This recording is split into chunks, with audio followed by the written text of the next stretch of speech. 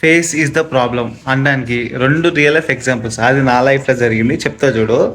First incident ఏమైందంటే Vinayaka Chavithi. Last ఇయరే జరిగింది ఇది. వినాయక చవితి టైంలో నేను దీక్షలో ఉన్నా. దీక్ష అంటే ఎట్లా మనం రెడ్ కలర్‌ది కండువ వేసుకొని, షర్ట్, ప్యాంట్ ఏసుకొని నీట్‌గా ఉన్నా. మా దోస్తుగాడు ఫోన్ చేసి చాయ్ తాగుదామంటే పిస్తా హౌస్‌కి పోయినా. పిస్తా హౌస్‌లో సెల్ఫ్ సర్వీసు. నేను చాయ్ తీసుకొని పోతుంటే ఒక నలుగురు అంకులు పిలిచారు.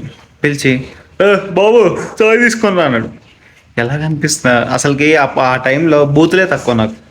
దీక్షలో ఉన్నాం, మాట్లాడొద్దు మాట్లాడొద్దు అని చాలా కంట్రోల్ చేసుకున్నా. ఎలా కనిపిస్తున్నారా నేను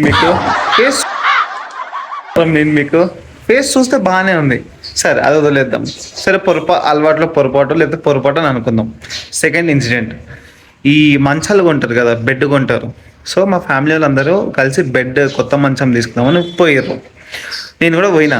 అరే మనకేం తెలుసు మంచాల గురించి, మనకెందుకులే అని చెప్పి నేను షాపు బయట ఉన్నా షటర్ దగ్గర. ఒకడు వచ్చాడు. వచ్చి అన్న డిఫరెంట్ టైప్స్ ఆఫ్ కిటికీలు చూపి అన్నాడు. కిటికీలు చూపించాలా? నేనా అన్న.